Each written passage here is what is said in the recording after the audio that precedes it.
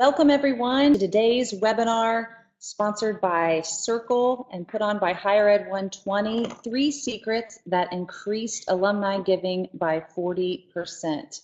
I know this is a topic that has been super popular among our guests today, and we are so excited to get started. Before we get started, and so that we have an amazing experience with you, I would love to introduce myself. My name is Sarah Jackson. I will be moderating the session today. We always like to go over a few housekeeping items just to make sure that everyone has a great experience. The first one, if you have a question at any time today, we really want this to be interactive. So there is a chat box on your screen. If you have any questions at any time, just enter your question there, and we will have someone be moderating those questions and answering those for you. Is this recorded? Yes, it is recorded. So today, I guarantee you're going to be sitting in your seat and think, oh, I wish my whole team would have been here to see this. No problem. We will email you a link so that you can share it with your whole department or share it with others that you think it might be valuable for. This is not your typical webinar. So this is a webinar where before you attended, everybody filled out a survey. And I'm grateful that everyone really took the time to put in a lot of detail into their survey answers. We personalize the webinar to all of your needs. So every single screen is going to be really valuable. This isn't going to be one of those webinars where it's like, I got to wait till the very end of the hour to get the 3 secrets. So we're going to have every single slide full of wonderful quality content that will empower you to share this with your team or your director or your president or your VP. So you'll want to stay glued to the slides the entire time. And also at the end of the presentation, we've got some bonus secrets if you stay till the end for that. If you have technical difficulties, you can call the number on the screen. If you can't hear, if you're having trouble with your audio, feel free to call that number and we will get you back online. And again, we'd love to keep the conversation going on Twitter at Higher Ed 120. So we are broadcasting live today from Cincinnati, Ohio. We are on campus at the Center for Innovation here at Xavier University. And also live joining us from Washington, D.C. is our wonderful guest, Jim Langley, President of Langley Innovations. Welcome, Jim. Thank you, Sarah. Hi, everyone. I'm looking forward to our conversation.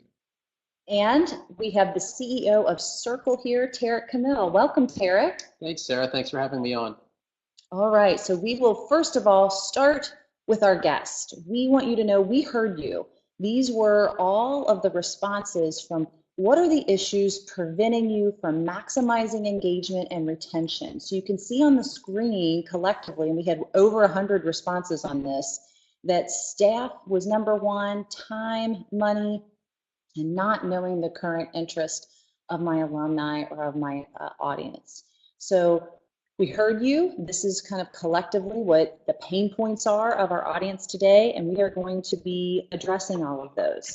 The other thing that we did was we went through all of the individual responses that you typed in, and these were the sort of the top 10 that came through. We heard you that you want to know best practices. You want to know what other schools have done and what has worked, what has not worked. We're going to give you that today. How to increase alumni giving. What are ways to get in front of potential donors? How do you increase the ROI on your activities? How do you build a deeper connection that's not necessarily philanthropic? Key triggers to re-engaging older and younger alumni. Alumni that have an affinity but have never given. How do you get to those people? This is a big one, manageable and budget friendly. We're going to show you that today. Strategies for donor retention without donor fatigue, and the biggest one, people want to know strategies for a deeper and broader engagement. So we're going to cover this today. If there is something that we don't address, you are going to have the opportunity at the end of the webinar to ask live questions to Jim and Tarek. And if we get a lot of questions, which oftentimes in these we do, we could run over on that hour. And if you have to hop right off at the end of the hour, again, we're going to continue recording. You can always get the link to the recording and follow up with what everyone said. So I would love to introduce Jim. He is president of Langley Innovations, and he's pioneered a number of practices that have been emulated by hundreds of institutions of higher learning. The experience he gleaned from conceiving and conducting 3 path-breaking campaigns at 3 major institutions, and the knowledge he acquired from decades of research on donor behavior has been shared in 4 books, dozens of articles, hundreds of blog posts, scores of seminars, workshops, speeches. He is very sought after, and we are so lucky to have him here with all these years of experience. Thank you, Jim, for being here today. I'm so happy to be here. Thank you. And we've got, I feel like it's the dynamic duo today. I'm like sitting in between 2 superheroes is how I feel. So this is Cerkl, CEO of Cerkl. No pressure. The solution for driving engagement through personalization. Tarek has been working in the fields of technology, big data, analytics for 25 years and has been a featured speaker in the fields of understanding data all over the country, including the MIT Analytics Conference and the Data Science Summit. In a sentence, Tarek, can you explain to our audience what Cerkl does? Sure, thanks, Sarah. And we'll go into this in a bit, but basically Cerkl gives any size institution the ability to personalize communication for each member of their audience, learn about their current interests, and most importantly, report that information back to the institution. So if you could imagine knowing the current interests of every one of your alumni before you sat down to have coffee with them. Well, we cannot wait to learn more. And what's exciting is putting you 2 together. So you guys have now crossed paths. I think you were recently at a conference together, right? Yes, Jim, we were in Boston 2 weeks ago together. That's right. And making some really amazing headway. And the content that we are going to share today with what you 2 are both doing, it's like Jim's got all these uncovered secrets, and Tarek, you've built sort of a great infrastructure to help implement what Jim is talking about. Can't wait to jump right into it. So let's do that. Jim, many of our guests are trying to reach a high level of donor retention. At times they feel like that guy on a tightrope. So let's dive into what you call the flawed assumption. Tell us about that. Thank you, Sarah, and thank you everyone for being here. Yes, let's start and make sure that we test every assumption because many of those assumptions are no longer working for us. I believe at the core is a powerful assumption that allows us to believe that fundraising produces philanthropy. It doesn't. Fundraising harvests philanthropic goodwill. Those things that produce philanthropic goodwill do not include fundraising. We want to talk about those today. In fact, what we're seeing increasingly and very worrisome so, is that certain fundraising tactics in the face of change, in the face of shifting attitudes, are now depleting what has traditionally been higher education's greatest philanthropic reserve, its loyal alumni. Well, and I know this goes to our guest really wanting to get into that conversation of how you develop a culture of philanthropy. And some people might not make the connection of philanthropy and communication and engagement. So Tarek, talk about what you're seeing on your end and how that connection to philanthropy, what drowning in content has to do with that. Yeah, absolutely. So we've been studying engagement for a long time, and I think most people on this webinar have a very fundamental understanding that engagement and philanthropy are very highly correlated. And so what you're seeing, this slide, what that is showing you is one of the problems in terms of why it's getting harder and harder to engage your audience. So those numbers, 204 million emails, 3.3 million posts, 347,000 tweets, those types of numbers, that is the amount of content being produced every single minute. Wow. Right. Mind-boggling, I know. And if you take that one step further, we produce more content in a single day today than we produced from the beginning of time to 2003.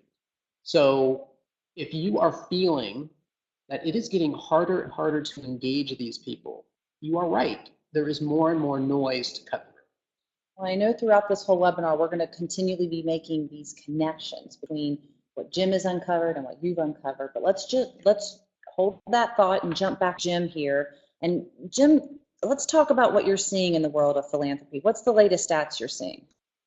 Well, first of all, the state of philanthropy itself remains very healthy. It has survived recent economic contraction, and the goodwill of the American people is manifest in many, many different ways. So in recent years, we've seen well over $300 billion given each year and climbing slowly. That's bigger than the gross domestic product of many countries. 74% of that money comes from individuals, and we're going to talk in a minute about the most important individuals. 15% comes from foundations, and 5% comes from corporations. Now, when we think about the individual and building a stronger culture of philanthropy, we want to look at a dying breed, the sustaining alumni donor. He or she has been the heart and soul of the most remarkable philanthropic cultures created to date. When we look at the anatomy of a major gift, for instance, given by donors to any institution of higher learning, and let's say that gift is $1 million or more, we see that gift preceded on average by giving of 15 to 20 years. It doesn't pop out of nowhere. It doesn't get seduced at a cocktail party. It evolves very slowly. Modest giving by the same person to the same institution over time continues to be the wellspring of the most significant giving. Further, when alumnus makes his or her 15th gift, consecutive gift, or simply 15th gift, the probability of him or her leaving an estate gift to that institution jumps 80%. This is a business about long-term loyalty, and that's exactly what's eroding, and that's what we're trying so hard to address. All right, Cerkl, on your end, what are you seeing in terms of giving patterns? So we're seeing something very similar, and maybe not so surprising. This was a study that we had found where 50% of baby boomers still cite obligation as a reason for their giving. 27% of millennials. So you see a definite decreasing pattern in terms of why people give. So when we dove into that millennial number a little further, of the 27%, you might assume millennials aren't giving at all, and that actually wasn't the case. So 88% of millennials are actually donating to something, but what you're seeing is it's not your institution anymore, it's something else. And when asked why they gave to a particular organization, a nonprofit, a cause, the number one reason they cited was they were passionate about whatever that issue was. So they are not in this we will give to keep the lights on mode any longer. And Jim, this kind of goes back to what you were saying on that attrition with millennials and how they were seeing that they're giving, but they might not giving to their alma mater. Is that correct? That's right, and that's why what Cerkl just said is so important, because it belies a growing myth, and that was the reason that millennials were falling away from their alma maters was that they were not as generous as previous generations. In fact, about 74-75% of boomers are giving.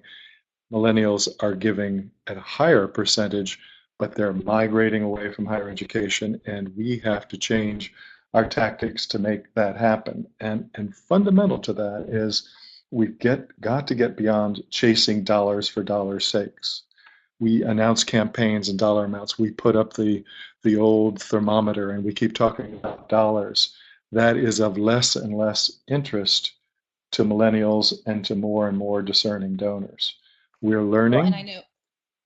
Go ahead, Jim. Sorry. No, you have to again focus on loyalty, on sustaining relationships, and pay particular attention to the lapsing of donors. I know some of our guests, what you were saying is that they really want to know what that key trigger was to re-engage younger alumni. It looks like passion would be one of those answers to the test. So let's continue to talk about answers, Jim. What is the answer? So philanthropy as an expression of individual interest and passion evolves very slowly, but not in everyone. So we heard Tarek say 88% of millennials. You just heard me say 70 to 75% of boomers. And so one of the mistakes we see over and over again are people, and as a result of wealth screening, chasing wealth and not chasing the more quiet philanthropists who don't jump up and down, but give to organizations, and particularly a group of about 1/3 of our giving population that gives year in, year out to at least one organization. This now becomes the group that we need to identify, engage, and retain. All right. So let's continue with this next slide. 75% of us will make at least one gift at some point in our lifetime. Exactly, Sarah, the point just made there. And so we want to focus on that 1/3. And now we want to talk about these secrets as we look at that group of people who are remarkably loyal. And we want to talk about how loyal they are to institutions of higher learning. Who are they? Well, we've identified 3 well springs of loyal giving, and they are what I call appreciation, affiliation, and agency. Let me quickly take you through those. And then later in this webinar, as you suggested, we will talk about some of the tactics associated with these very important corridors of developed support. But let's first make sure we understand. Yes. Well, before I know you were I want to let our audience know that you uncovered these secrets through a student discovery exercise. We're going to be able to jump into that exercise later on in the webinar too, correct? That's right, Sarah. So a lot of this information, but not all of it, comes from an extensive field survey that we did involving 7,000 face-to-face interviews between current students and lapsed alumni donors and lapsed volunteers. And then that experiment has been replicated in other places around the country. And so as a result of these deep listening exercises with alumni, as well as studying records of dozens and dozens of institutions, we have found these 3 powerful common denominators. What's the first one? Let's talk about first about appreciation, which according to the testimony that we have received from generous alumni, it is predicated on the broad and lasting belief that the value of their education greatly exceeded the cost. Now, don't let me glide by that point. The value of the education, their education greatly exceeded the cost. What we're facing with millennials and why we have to change our language is they believe, by and large, they got a good education, but it was equal to the cost. Boomers believe that the value of their education over time greatly exceeded the cost. And that then is attached to gratitude in many, many cases, undying gratitude they have to a few professors, sometimes coaches, who caused them to realize when they were students that they were capable of far more than they thought at the time. These alumni become our most generous if we will listen, pay attention, and help them align their interest back to their alma mater. But they cite or speak most appreciatively of demanding professors, of people who just didn't support them, but expected more from them, caused them to stretch, again, to believe in themselves. Sometimes those professors even gave them failing grades or pushed them to the limit. And then later in life, they look back and say, if not for them, I would not have grown in the way that I did. Now, fascinatingly enough, when we start to look at where is your time best spent and what characteristics could you look for in student backgrounds, it would be for those alumni who worked on campus. They worked part-time, maybe work study, maybe even worked in an advancement operation or some other part of the campus. And as a result, that sweat equity that they put into place as a result of working shoulder to shoulder with staff and faculty toward common ends came away feeling they were a part of the institution. And we can then contrast that where your time is not well spent, unfortunately, and that's where students received full ride scholarships. Ironically, the students who were given the most and celebrated the most feel the weakest attachment. Indeed, the recipients of scholarships that stipulated that they should give back to their alma mater were even then among the least likely to give back. So, sobering lesson, but let's take it in and let's adjust our sight accordingly. Other factors that deepened the appreciation of these remarkably loyal alumni included rituals that moved them emotionally, usually a freshman convocation, traditions that spanned the generation. So the convocation or that ritual is something that they could go back to campus years and years later and re-experience. And then, of course, in that ritual, they were made to feel that it was a powerful rite of passage and they were being admitted to a distinct or distinguished community. That stays with them the rest of their life. Now, So- that's an important milestone. That's an important bedrock achievement. Sorry, Sarah, you were saying? No, I was just going to say it's so much great information. If we were to summarize that, because I really want everyone to get these 3 secrets. Are you saying that appreciation is sort of remembering the lasting difference that your college made for you? Exactly. And remembering who made it and remembering that the value of that continues to impact your life. That's amazing. All right, let's get to the second one. What's number 2? Affiliation. So once you build that cornerstone of philanthropy, that's where it starts. What we're discovering is the next most important phase is what we call affiliation or engagement, if you will. And that is remaining actively engaged in your alma mater. You add that to appreciation, and we see then a powerful combination that is predictive of strong and loyal support. But here's the key. Early affiliation in the first 5 years is particularly powerful. And if we don't engage our young alumni in the first 5 years, we will spend disproportionate time and money trying to bring them back with every passing year. The problem is most institutions don't support and don't invest in young alumni engagement because the return, the financial return, is not immediate, but the long-term return is huge. So what we must remember is the ardor of even the most appreciative alums can dim with the passing of time and the absence of affiliation. So as we've learned in an extensive study, which we alluded to before, of alumni across 100 institutions, this was a formal survey done in conjunction with the Collaborative Innovation Network for Engagement and Giving, even appreciative alumni fall away when they begin to feel, and this is their quote, like alma mater does little to reach out to me besides asking for money. Remember where we started? Fundraising does not produce philanthropy, and philanthropy is eroding because many alumni feel it is a one note coming from alma mater, give, give, give, and they are turning that music off and they are redirecting their philanthropic energies elsewhere. What we discover, what generous alumni want from their colleges and universities is very similar to what very good students want. They want the ability to continue to learn from both exceptional faculty and talented peers. In the main, they're not interested in re-affiliating as alumni or working through an alumni association if it doesn't meet those desires. So, all right, to summarize this point, again, affiliation means then, it sounds like what you're saying is being involved in a meaningful way that's personal to you. That you personally feel you're making a difference, and the earlier you feel that way, the more you will sustain that feeling over your lifetime. All right. What's the third one?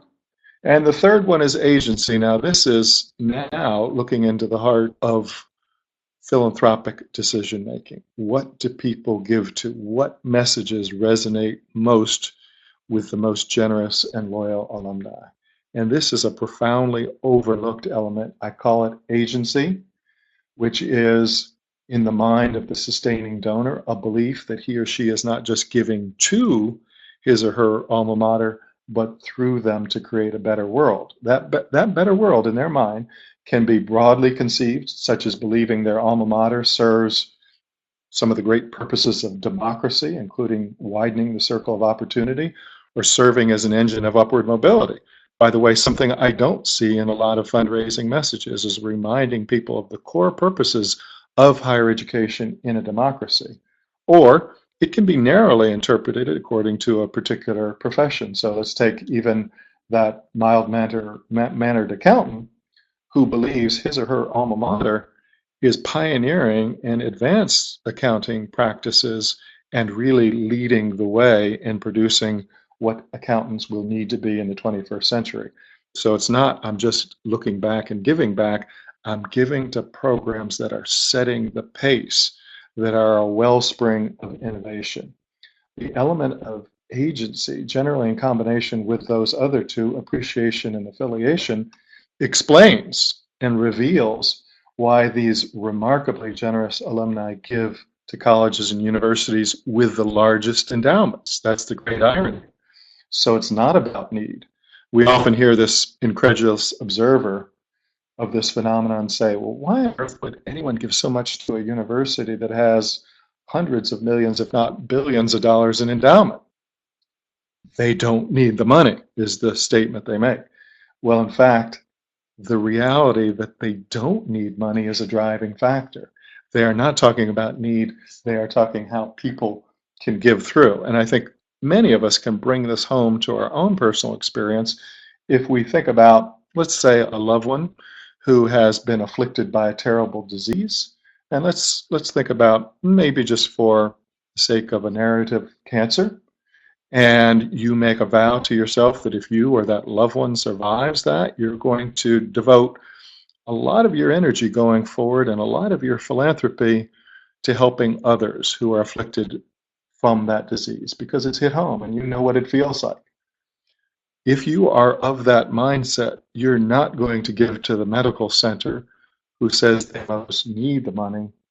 You're going to give to the medical center or the institution that makes the most powerful case that it can rid the world of that dreaded disease, or at least drive down the incidence. In fact, what we're seeing, everyone, is this overstating of needs is dampening a philanthropic impulse.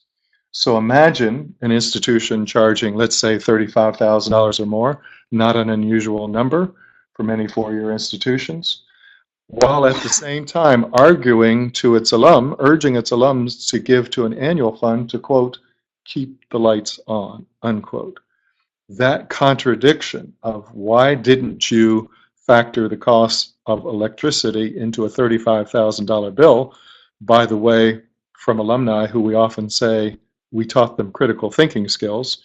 Now we're kind of surprised when they turn them back on us and say, why didn't you factor the cost of electricity into what you're charging for tuition? So they're looking for agency. They're tired of the need story. And agency is not the margin of survival, but about the margin of excellence. What are you doing, even with the annual fund, to create the margin of excellence, to make a difference, to take some part of the institution from good to great? What are you doing to help admirable people doing admirable things do even more with incremental investments? That's what people want to hear, and they're hearing it much too rarely. So I love what you said, Jim, about agency is really about giving through the institution, and so that you can make an impact on the human condition. Exactly. So we've got the 3 secrets. We're going to build on these, and we're going to start now to talk about some challenges. We're also going to talk about how do we actually do this. We're going to get into some of those strategies. I know we've got some questions coming in on, all right, give us some practical examples. Tell me how. We're like high level. We're going to now kind of dig down deep into the weeds. So I love the 3 secrets, but anytime anybody starts to tiptoe into doing something, right, they might be met with some challenges. Can you talk about some of those? I sure can. Let me take you through what I think are some of the most critical challenges. And front and center, the foremost among them, and the one that we simply cannot afford to minimize, are the economic challenges. I know many of us work very hard in advancing the interest of our institution. We believe in its efficacy, and we think there are very good reasons that tuition has increased as much as it has in recent years. But let's step back and then look at this through the eyes of the alumnus and how this value proposition has changed. In the last 30 years, according to a survey done by the National Center for Public Policy and Higher Education, the average cost of higher education at a four-year institution increased by 440%. Over a 30-year period, an increase of 440%. Now, whether or not those increases were warranted is not the issue here. What is at issue is the residual effect on the mind of the alumnus. And the unsettling truth is that those increases and this ensuing student debts that they have caused have led alumni in increasingly larger numbers and with every passing year to rebuff what they hear from institutions, which sounds like a plea of giving back. And whenever they hear something that says you should give back, or even worse, you should be generous, remember Cerkl said millennials are generous, you don't need to scold them or guilt bag them into being generous. But when they hear that, what they say quite candidly through our surveys is, I've given enough already in tuition.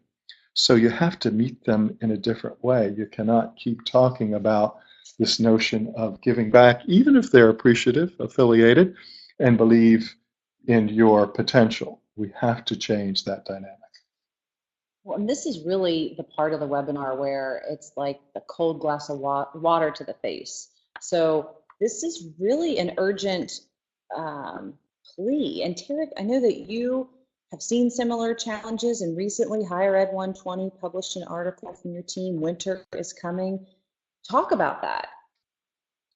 Well, I don't know if you're a Game of Thrones fan or not. I certainly am. But even if you're not, A, watch it, and B, there is this concept within the series, and they say it over and over and over. Winter is coming.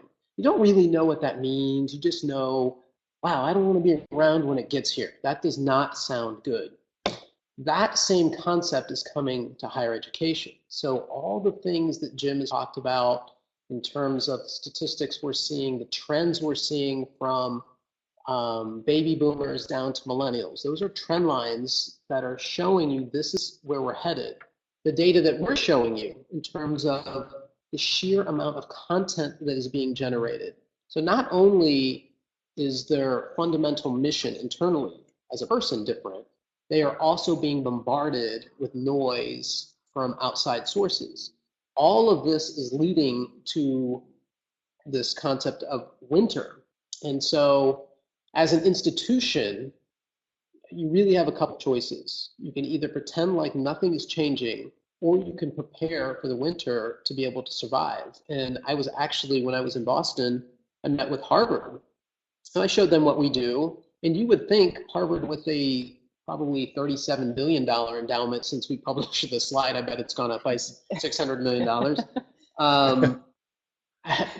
Even they were saying, yes, we are always looking for ways to engage our alumni. So if you have ways that can help us do that, we are interested. So it's not as though you reach some certain level and you can just coast. Winter is going to impact everyone. Well, and it is dangerous, because then what happens, Jim, this winter could have serious effects. That's right. And what Cerkl said is so important. And we don't want to be bleak. What we want to do is to look at the future honestly and make the necessary adjustments to it. But we know a tide has been turned. We know, and if you look at this graphic now that has been put on the screen, we're seeing this pattern. This is from a sample institution. But with every passing decade, we're seeing fewer and fewer long-term donors. Remember what we said at the outset, that loyalty produces major gifts and estate gifts. And it's usually a loyalty of at least 10 years or more. So look at this pipeline. And this is very symptomatic of what we see across the country, is this decline.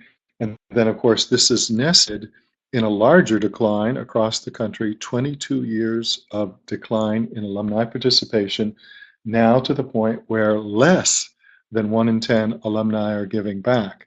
If we just keep doing what we've done and trying to do it harder, faster, or if we just take all our messages and mark them on social media, That does not address this issue. We have to look at this very changed landscape, and here's a dramatic depiction of a changed landscape. Remind me not to go on vacation there.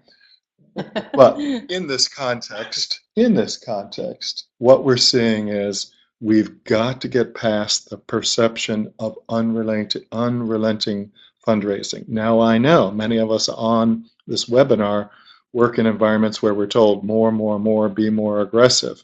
Yet all the research shows we know our alma mater wants our money, but we're looking for other evidence that we matter, that they care about us, and they are trying to engage us in a different way. So we have to go back to engendering philanthropy, ironically, by minimizing fundraising messages and unrelenting fundraising. So how do we turn the corner? And I often, as many of our listeners know, try to go right to the top of the organization. I try to get to boards and presidents. So I want people listening to know that we're out there at every opportunity, whether it's through writing or training or personal interaction, and saying to boards, what you've got to do is start asking different questions. And it shouldn't be, have we raised more money this year than last year? But what is it that we're doing to engender appreciation and affiliation? And what is it that we're doing to balance fundraising messages with other messages that cause people to believe that they matter and cause them to want to reaffiliate with their alma mater? And actually, just to add to that point, Jim, we work with one of our customers. It's a university, and when they did an internal audit of the number and types of messages they're sending to their constituents, it turned out to be 20 solicitations for every one thank you. And things are just moving so fast because the demands are so high. No one really took a chance to took that moment to step back and realize, is this the right ratio that we really should be striving for? Is this us giving to our alumni, or is this us taking? Well, I know this also goes to some of our guests wanted to know, hey, how can we engage alumni and assume they're just not interested? So I guess if you've got 20 messages, we're going to talk about this with you, Cerkl, of tuning out, and also Jim with kind of a message that really doesn't work anymore. You can look at your screen on the comeback, look back, give back. Jim, why don't you jump in here, and then we'll move to Cerkl and really start to tie all this together. I know we are getting a lot of questions in from people like, give us the answer. What are some practices? And I promise we're getting there. But this is all really good foundation so that you can be empowered to go back to your leadership and talk about the why.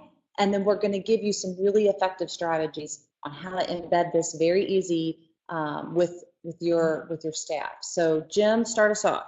Yes, and please understand, everyone who wants that sort of tip that they can walk away from, what we're really addressing is a change in attitude and outlook and tone. No tip can work if our assumptions, if our attitudes don't change.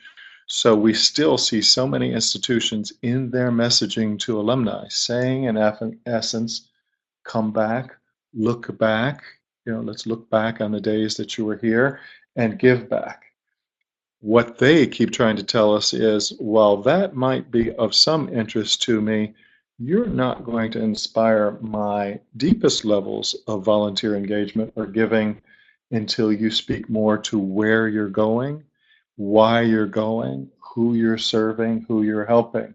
So if we don't get a more forward-looking message backed up by milestones, by objectives, by impact statements, if we don't change that tone, no tip, no tactic will work. So this will require higher education institutions to identify and to seek out alumni possessed of specific talents. And that's one of the things we're seeing is volunteer recruiters, talent scouts now being embedded in volunteer organizations, or that becoming the mission of alumni associations is, let's selectively comb our records and find those people with very pronounced talents who can come back and help advance the mission of this institution or a particular initiative. In other words, almost like you're recruiting high-end talent, you're looking for alumni who have direct bearing and can transfer real knowledge.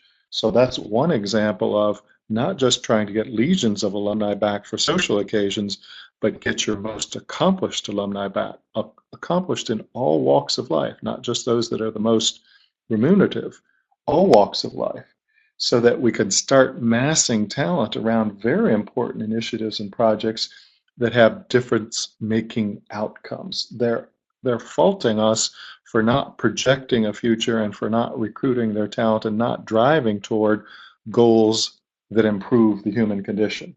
So before asking for financial support, we, institutions of higher learning, will need to demonstrate, if not prove to alumni, that their talents matter and that their voices are valued. Not just say it, but show them where that's happening.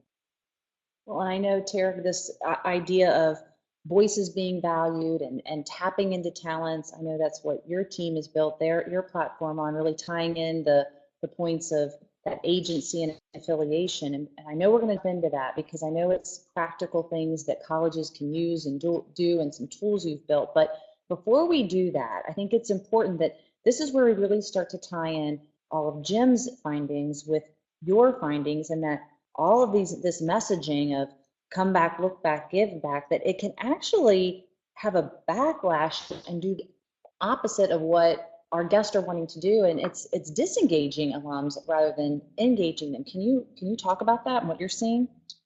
Yes. So if you think about how institutions of higher education are communicating today, for the most part, it's like every other organization, whether it's higher education or not, is a very much one size fits all, one message to many, and think about how that makes someone feel.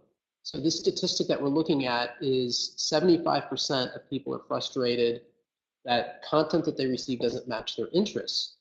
And that percentage is even higher with millennials. So when you start thinking about that, you are actually pushing people away. They are becoming less engaged with you when you are treating them as a number and not as an individual. So what we've done is we like to take the approach of, instead of this is what we think you need to know, why don't we tell them every great thing that we're doing as an organization, and based on your interests, we will filter that, curate that, and make sure that you get what you're interested in. So this messaging, this one size fits all, is really having people tune out. Now you've got your own 3 secrets. I think you just were jealous. Jim wanted to, Everybody's got to have 3 secrets. All right. Well, what's your 3? I'm not sure these are secrets as much as they are probably common sense. So if you think about your own inbox, so you're listening to this webinar, and you might be checking your email and eating a sandwich at the same time. There are emails that you are not opening. You are getting emails this very second that you are just choosing not to open. Here's why you're not opening them. Number one, you have understood that if I open that email, it's probably not going to be relevant to my current interests. That is what your institution is doing every day, sending out content that is not relevant to someone's interests. Secondarily to that, you might be sending too frequent communication. And third, and this is much more for millennials, is that it's not working in a mobile environment. So 69% of email communication specifically today is consumed on a mobile device. So if your organization is still sending a traditional email that doesn't work on mobile, that's another reason for them to stop engaging, stop listening, and stop looking. Well, and again, survey feedback say, I want to know how to not sound like a broken record, right? And I think you're addressing that here with donors and the messaging that they're saying. They're always asking me for money. This is sort of what cuts the noise and gives them the content that they want to feel connected with. Yes, I mean, this is where we start to turn things around, right? So there are solutions out there, and think about it in your everyday life. So let me start with a current solution that every single soul on this webinar is doing. It's called your major gift officer. If you think about how your major gift officer works, they're dealing that group of people with 1 to 2% of your alumni. That 1 to 2% is getting very personal attention. Take me out to coffee, to a game, and those questions go something to the effect of, what are you doing these days? What are you interested in? How's the family? How's business? That information is determining my current interests. They're then looking for ways to get me engaged with things that match my interests. This goes back to affiliation and agency, 2 of Jim's 3 secrets, to get me engaged. The problem with this is you cannot possibly hire your way out of this problem. You cannot hire enough major gift officers to make this problem go away. So how do you solve this? Well, if you look around and you look at your phone, you look on your PC, there are literally hundreds of amazing companies using their products and services every day. Think of Amazon, Netflix, Spotify, Pandora, Hulu. They have all figured this out. When you go to one of those products, platforms, you are getting a personalized experience. Because you use this, you'll probably like that. Because you listen to this, you'll probably like that. That is all about cutting through the noise and learning about your interests. So if my interests on Netflix change and I don't like horror movies anymore, guess what? I'm not going to be recommended to watch horror movies. So why can we not provide the same level of engagement to 100% of your alumni, not 2%? This becomes the key to learning about their current interests. Well, and I love how the platform sort of levels this playing field, that even the small, you know, we've got some 2-year colleges on, now can do what, are you saying what the big guys are doing? Yes, so the real issue, and why you might be asking, why don't more people do this? Because you are dealing with tremendous amounts of data. You need very hard to find resources, data scientists, people that understand analytics, and that's very difficult to do. Big companies have figured this out, and they know we cannot survive unless we start personalizing the experience for our audience. This is how, at least one tactic for your university, your college, to prepare to survive winter. So I know that you built that infrastructure to implement some of these things that Jim is saying. We're going to jump into your platform and see how it works here in a minute. But talk about that personalization trend before we, you know, hop back to Jim to really talk about how this does level the playing field, and really think this is like the bonus 3 secrets are coming. What colleges can do to really give them a competitive edge in this field. So it's really tying together a lot of the things that we've been talking about, a lot of the great points that Jim has made. How do you deal with this flood of information that's hitting your alumni? Do you know that the average person is receiving 88 emails per day? So guess what? You are now fighting, your college or university is now fighting with 87 other organizations to get my attention every time you communicate with me. What is going to cause me to open that? That's number one. Let's personalize that. Let's make sure you get what you want from us. That's going to help with affiliation. That's going to help with agency. And just as importantly, we have to be able to report those interests back to each school. This is where we started the conversation. Can you imagine being able to go into your CRM, type in anyone's name, and see their top 5 current interests? I'm going to have coffee with Bob tomorrow, pull him up. Oh, and I see he's interested in the environment, sustainability. Guess what I want to talk to him about? We're giving the schools the answer to the test, and at the same time, helping with affiliation and agency. All right, so Jim, I'm hopping back to you. What is it that we can do that no one else can? Let's talk about this, and another question board members should be wise to ask. Well, just briefly with the board members, what we're looking for is them to raise the right question of what is it that our institution, this institution, is uniquely prepared and configured to do to create a different dynamic with its alumni.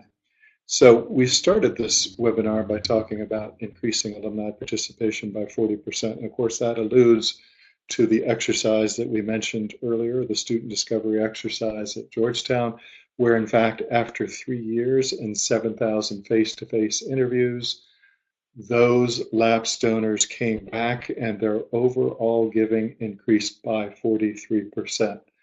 Now, many out there will say, I can't do that. I can't replicate that exercise. We're not proposing that you do, but to take away the most important lessons, and that is stop obsessing about acquisition so much.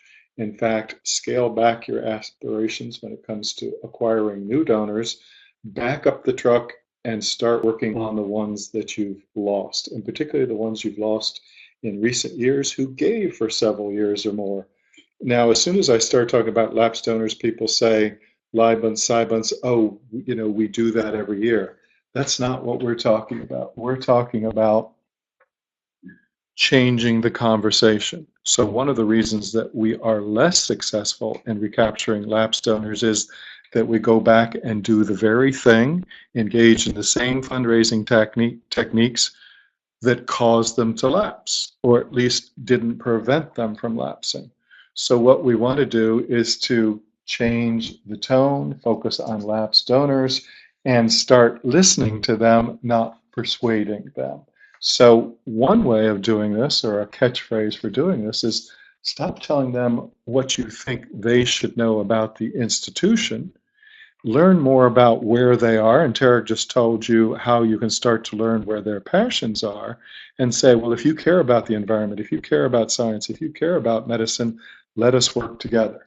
So we want to move beyond self-promotion into proposed partnerships where the core competencies of our institutions overlap with the interest of our alumni. You just heard one way of doing that.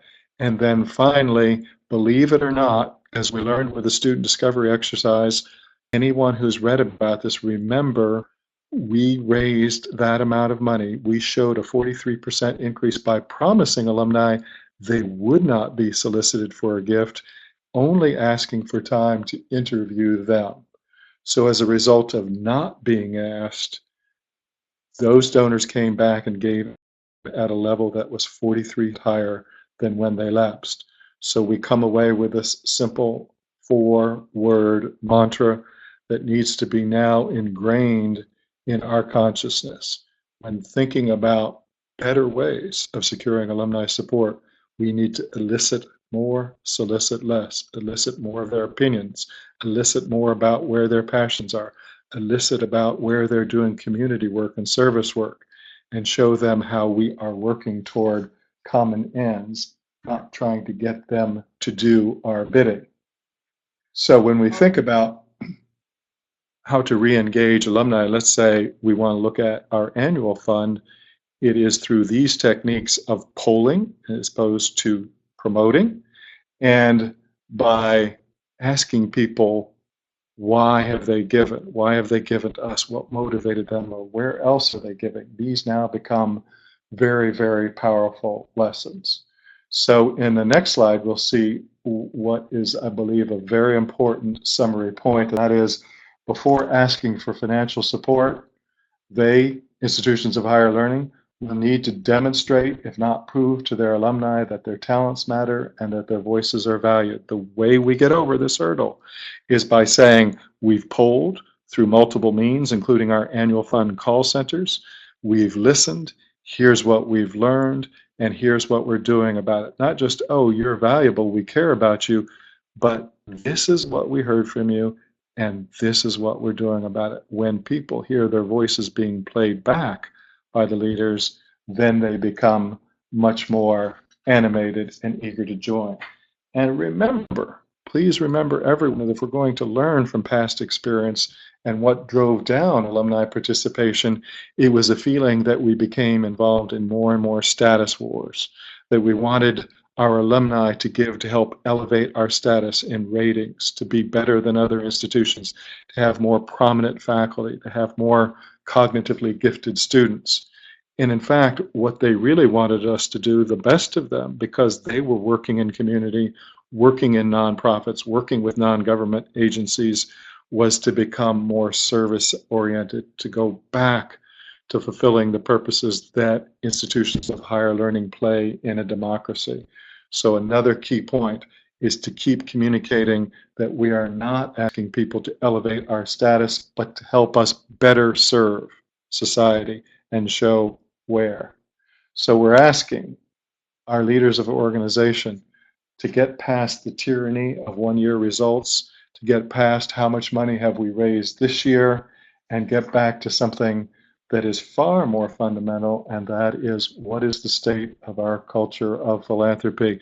How many alumni are giving? How do students feel spontaneously supportive? Do they feel deeply appreciative? Are we re-affiliating? And how effectively are we making a case that demonstrates the agency of this institution? These thematics are far more important than any specific technique, even though we have talked about specific techniques. Jim, I love this question about what is the state of our culture of philanthropy. And I think the foundation that you provide and the insights to help leaders really change their fundamental belief or outlook. And Tarek, it's amazing with your work that your problem-solving technical brain has looked at that foundation and now has built that infrastructure where if you're sitting there today saying, all right, I got it. I got all this stuff to really chew on. How am I, with the limited time and staff and money, going to be able to do this? Tarek, you've thought of one way that of a tool that you've built. I know we've got a few more minutes and people want to see, what is this tool? Show us and how it works. Can you dive into this quickly? Sure. So real quick, let me just jump ahead, and I want to talk about Xavier. So we're here on Xavier's campus, and Xavier came to us, and their goal was, how do we engage our millennials? And what we do is basically we sit on top of their existing content, meaning we can't come in and ask any university to change the way they work, their CMS, that. Let's listen to the content that you're already creating, and then let's learn about each one of their alumni, and then tailor the communication based on their interests. And then we'll monitor that. And then this is the output of that. So these are a couple of metrics in terms of open rates, click-through rates. But really, I mean, most importantly, people didn't disappear because they could tailor the content based on their interests, increased open rates, and most importantly, increased click-through rates, which is your highest correlated metric with engagement. And so real quick, the way we do this, and we can, if you're really interested in what we do, we're happy to show you in more depth. But we go through these 6 steps. So if you think about what you're doing today, you're sending the same message to many, many people. We send one message per person based on their interests without you having to do any additional work. We look at all the content that you've created. What have they told us they want? What schedule? How frequently do I want to hear from the school? What day and time works best for me? What format do I want it delivered in? And then this is the learning piece, the Netflix, the Hulu, Pandora piece of learning about their interests. So because my major was history 20 years ago, don't assume I still like history today. That is really can be dangerous. And the last piece is this tie into campus, where many millennials cite being more affiliated, back to Jim's point, with individuals than institutions. So how do you keep that conversation going? And this is an actual example. So this is coming from the University of Dayton. The first thing that you would notice, it comes into my inbox and it's already found content that I'm interested in. I've either said it or my behavior is indicated. This is like Netflix making recommendations about what to watch. And then this is all put together dynamically for an individual. That's what you see on the left side of the screen. And if we zoom in, that's my first story. I might be the only one to see that as my first story because it matches my interests. And then as we move down, the stories get less prominence because they're less engaging to me. This is all done automatically. Same thing you could do for your website, where why aren't they having a personalized web experience every time they come to your website based on their interests? And it's just another way for us to continue to learn about what their interests are. And then all of that data is fed back to the institution. This becomes very powerful for someone in development. Really powerful knowing what is someone interested in? Why is someone becoming disengaged? What content do they want to hear about? Did you know 62% of your audience is interested in community service? Great, that really is helpful for your marketing communications folks. And then the last thing is, did you want to jump in? Well, we've got a question that came in that I think is appropriate at this time. Is how do we strike a balance with not enough communication between impact reports, too much, too little? This sort of takes care of that, right? Yes, so that is a fantastic question. If you are still in the mindset of it is all us, we will tell you what we think you need to hear and on the schedule that you need to hear it, it's going to be a cold winter for you. What this does is it allows you to get away from that. You don't have to guess how frequently that person wants to hear from you. They will tell you. You don't have to guess when. You don't have to guess what should be the lead story anymore.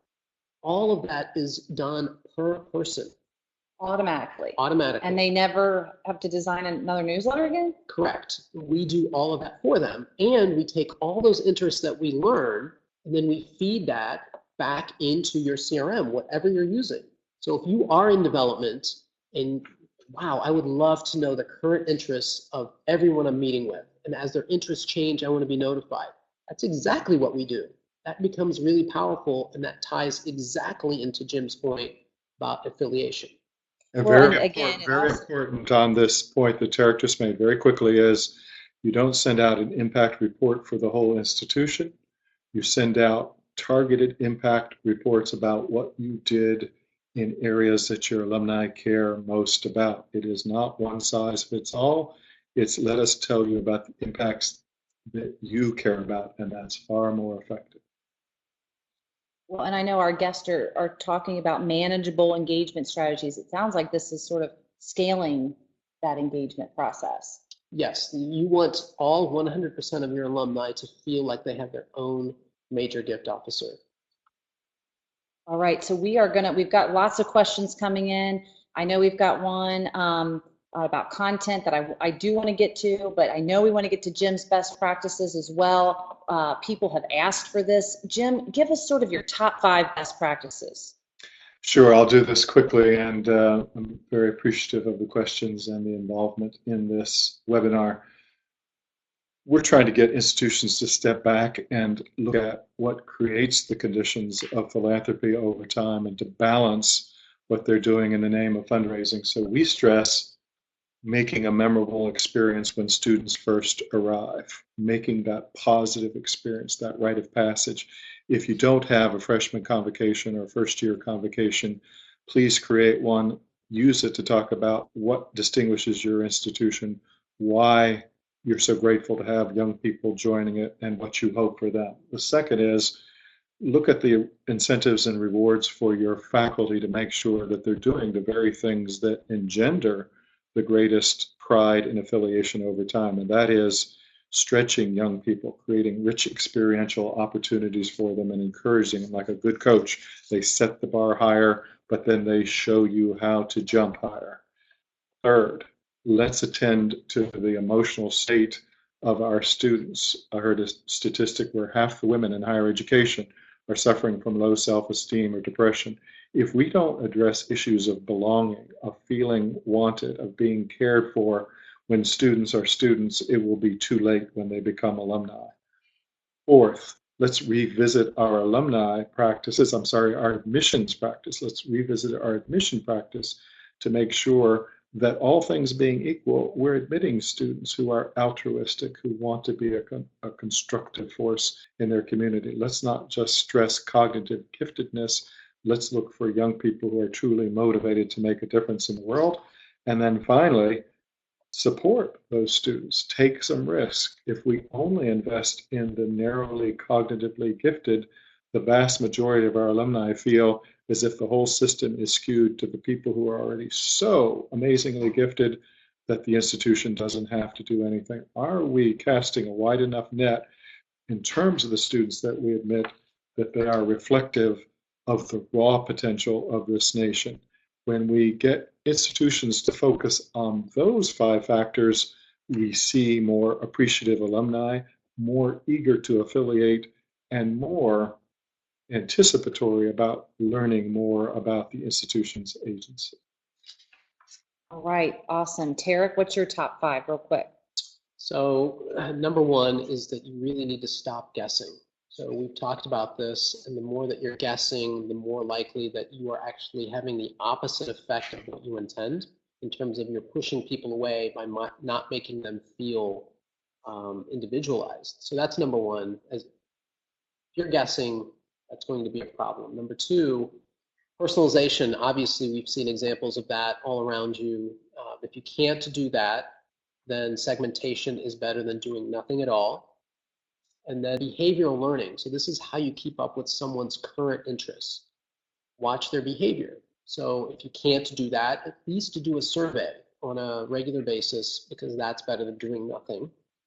And give your campus a voice. This is the tie back into faculty and the associations that former students have with universities, often with the person. So how do you give your campus a voice? And then lastly is to not wait. This is coming. I mean, I don't know how else we can stress this, that times they are a-changin', as they like to say. So the sooner you start, the better off you will be. All right, and so I want to just visit back to, again, what the survey said, and I want to go down through here again and make sure we've hit everybody's points. We're also going to open it up right now for live questions. I know we're running over, but we're getting so many good questions coming in that I do want to address them. So if you want to stay on, great. We realize some people have to hop off. We will send you the recording, but I do want to take a couple of these questions. If Jim and Tarek, you've got some extra time to hang on for a few more minutes. Sure. Yes. All right, so the first question is on the Cerkl end, where does the content come from that you're curating for personalized emails? So again, we can't go to any institution and tell you to change the way that you work. So if you're producing content, let's say you're using iModules or you're using WordPress or you're using Drupal, doesn't matter. We are listening to the content that you are already posting to your website, posting to YouTube, Vimeo, social media. You tell us what to listen to. We listen to it, we grab it, and we'll say, wow, they just posted a story about the men's basketball team, and here's a story about science. Who would be interested in seeing the science story, and who's interested in seeing the men's basketball story? And we're doing all of that on behalf of the institution. So you are generating the content, and then what we're doing is doing the cataloging, curating, and personalization for you. All right, we've got another question. Jim, if people want to seek you out for a consultant or find your books, where can they find you? I know we've got your email up there, but is there any other place that they can go to access your materials? Sure. Feel free to contact me at the email address that you see. And if you're interested in some writing, you can go to the Academic Impressions website where 4 books are listed, but you can also go into the article section, Google my name or Google or put my name in or put the topic that you're seeking, say alumni participation, and you'll get a wealth of information. I also did a blog, Langley Angle on Philanthropy, that has over 120 entries on a variety of topics. So those 3 should be very rich resources for you, and thank you for asking. And we'll send an email with all of the information and to get a hold of these guys. All right, we've got another question. Jim, this one sounds like it's for you. We've had a lot of conversations internally in our foundation about the need for the culture of philanthropy on campus, but haven't not arrived on a shared understanding of exactly what that means. So how would you define a culture of philanthropy? It is creating conditions that naturally and spontaneously generate gratitude. The inverse of that is if you have to harass people, if you have to harangue them, if you find fewer and fewer of them responding to your outreach, you know something's wrong. So what we need to do is to realize, as we started, philanthropy is not produced by fundraising, but by those factors that we described. So one of the things I would say is if you can't get at the understanding, start surveying students and former students and ask them what part of the institutions have stood the test of time and which parts of the institution need to change and change quickly. Address the positive by reinforcing it and minimize the negative, and you will get to a stronger and stronger culture of philanthropy. All right, thank you, Jim, for that. All right, we've got some more coming in. What is Cerkl's pricing structure? Tara, can you talk about that real quick? Sure. So it's designed to work with any size institution from a 2-year school to obviously Harvard. So it's really just based on the size of your audience, and we have different plans. Again, I don't want this to be a sales pitch. I really am here to talk about the data behind how you drive engagement. So if you really are interested in seeing more about what we do and how we do it and how other schools use this service to engage their alumni, you can just go to our website and just request a demo, and one of our engagement specialists will take you through all of that. All right, so they can get a hold of you on the screen. I think we've addressed all of the questions today, and I appreciate, if we haven't addressed your question, we will get back to you, and we will answer it personally to you. But I do want to be mindful of the time constraints that people have, and we will send the recording out. We will send the email out. Jim, I can't thank you enough for joining us all the way from DC. Thank you today. Thank you so much. And Tarek, thanks again for joining us on our webinar this afternoon. Thanks for having me. All right, and you can follow us on Twitter at HigherEd120. Feel free to jump into that news feed for all the information that you would need in 2 minutes or left. In higher ed world, we curate the best content. That's where we get good stuff from innovators like Jim. Thank you so much today, and we look for your follow-up email.